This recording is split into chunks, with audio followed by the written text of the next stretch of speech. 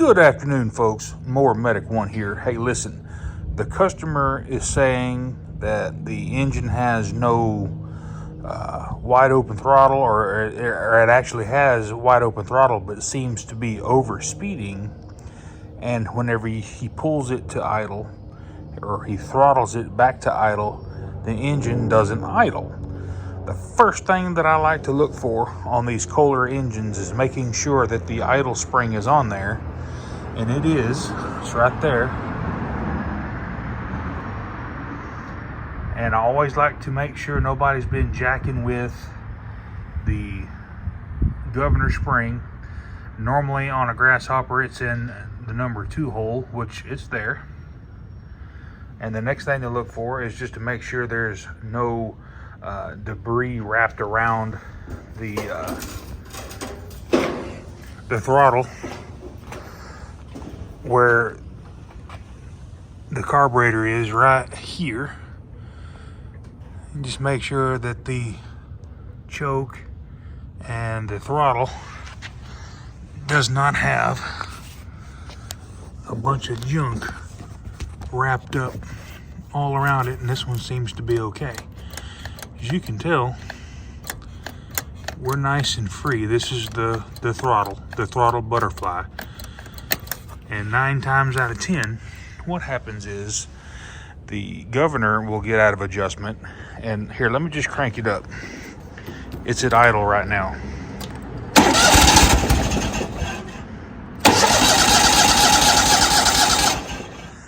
Give it a little choke.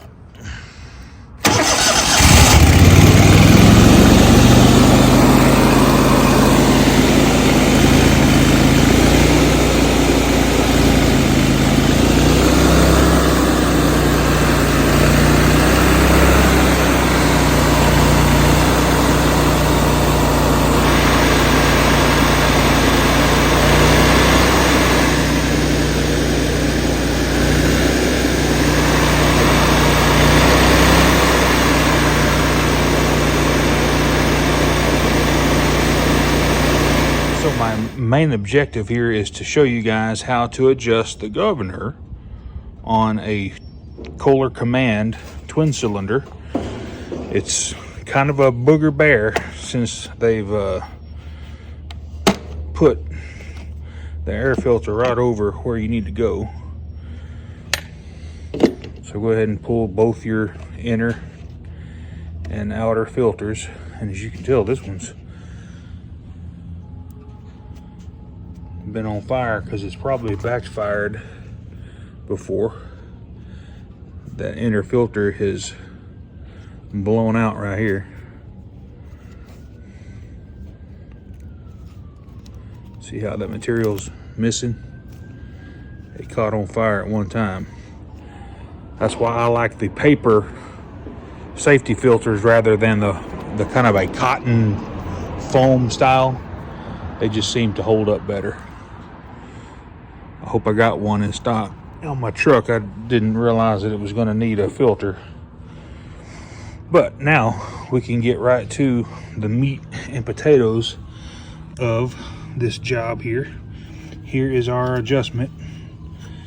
We're going to take and loosen up this 10mm bolt. And I'll show you an easy way to figure out which way you're supposed to turn the governor. Either left, or you either turn it clockwise or counterclockwise. So what you do is you figure out by making the throttle go all the way fast, so that puts tension on our butterfly here, so that we can manipulate that with our finger, and then come over here to the governor rod. See how it's moving clockwise? So you want to adjust the center of the governor shaft counterclockwise. So get you a 1/4-inch ratchet with a long 10, and you can get right on it and just loosen that 10mm up right there. It's already loose. That may be why it's out of adjustment. These little pinch bolts will actually work loose over time. They get a little oil on them from the governor shaft seal leaking a little bit. We'll go ahead and loosen off on that. So what I like to do is just install a small little Allen key right in. There's a little hole in the end of that shaft. Now you can see it. I can move it counterclockwise and I can move it clockwise. So what I need to do is the throttle is already set at wide open. So let's go ahead and we're going to move that shaft counterclockwise until it stops. All right, so you've got a little bit of tension. You're going to push a little bit of tension on that governor rod counterclockwise, and then we're going to tighten the clamp bolt, and that should be set.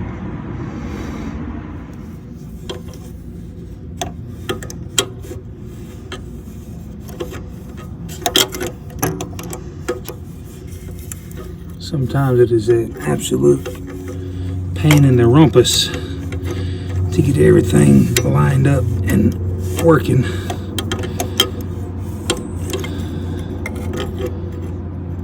It's too bad you can't get a ratchet wrench in here.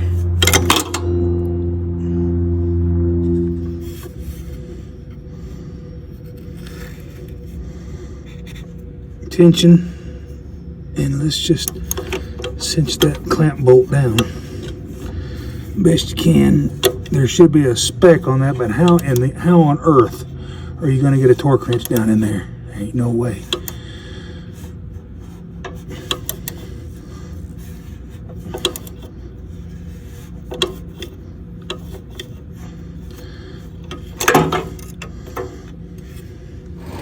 Alrighty guys, we got good idle.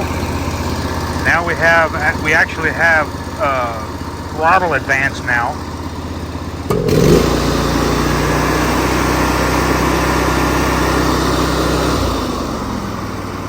And it comes back to idle. These are some of the most finicky engines as far as getting it set correctly.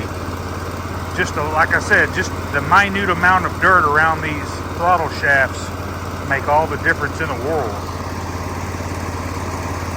Now sometimes that governor arm, if the mechanic or homeowner or somebody's been monkeying with it, and of course all that does is goes around and clamps like that around that shaft, and you can over tighten that, and then you stretch that governor arm around that shaft and you actually close up that gap in there, and it won't never get tight.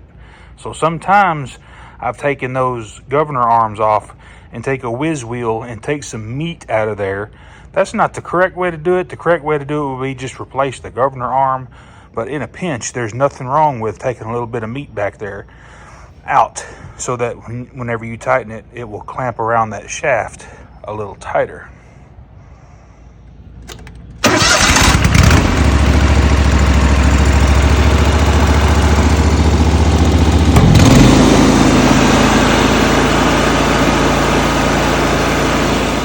Guys, if this helped you out, and I know it did on this video, give me a thumbs up and smash that subscribe button. And while you're there doing that, go ahead and click the bell so that you get all of my new videos. Y'all have a great day. Mower Medic 1.